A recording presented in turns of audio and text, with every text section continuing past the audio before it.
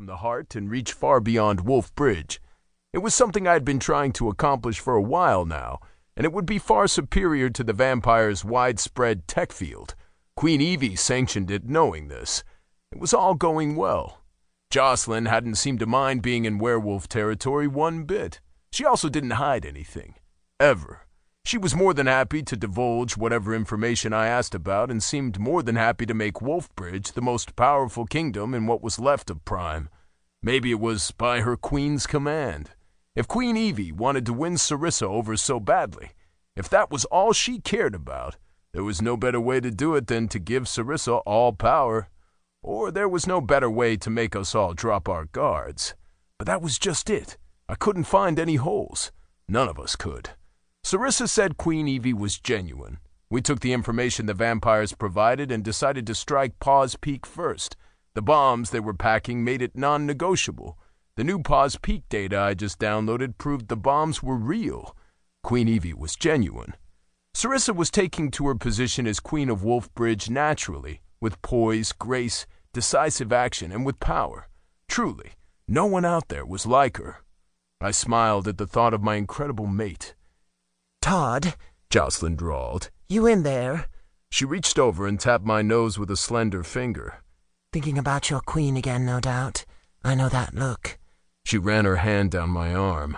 I shuddered, even though I was wearing my former Phantom Fangs uniform and had long sleeves. I was glad I had long sleeves. I pulled away from the vampire, and she giggled. She pressed her hand to her mouth and looked at me from under her eyelashes. A shiver crawled up my spine. Jocelyn was smart. I could appreciate that. But everything else about her was a nuisance. "Together," I said. Jocelyn let out a deep sigh and rolled her eyes as she tapped the comms button in her ear to broadcast. I opened my mouth to follow her lead. Then I closed my eyes and reached out to my pack through those invisible silver threads attached to each one of us. I told them, all of them, now. Roderick. Caspian Air and I moved first. We took teams and combed the streets, clearing the way for our bomb squad.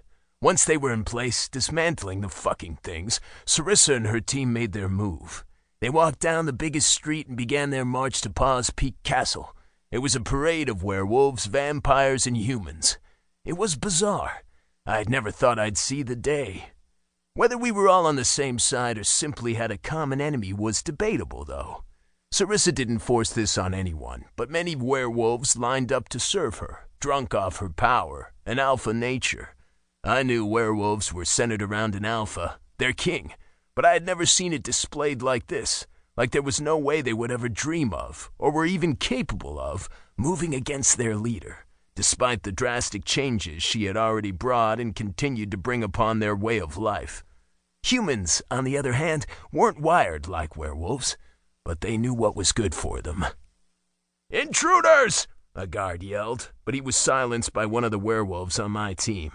Another guard tried to sound the alarm, but Paws Peak technology was no longer theirs to control.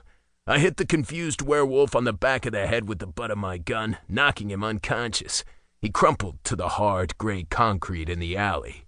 "Too easy," I muttered. Without their system running, they were disorganized at best. I checked my IntelliBand to make sure we were moving in the right direction. We hadn't infiltrated as close to the castle as we could have because Sarissa wanted to make a point. My eyes watered in reaction to the new garishly red interface of my IntelliBand.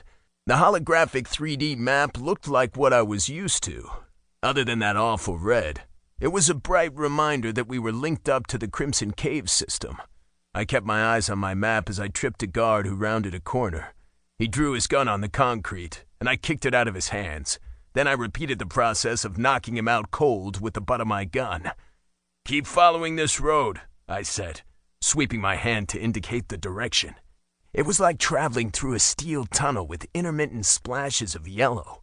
It was claustrophobic, but my team followed my order without question, and I ran beside them.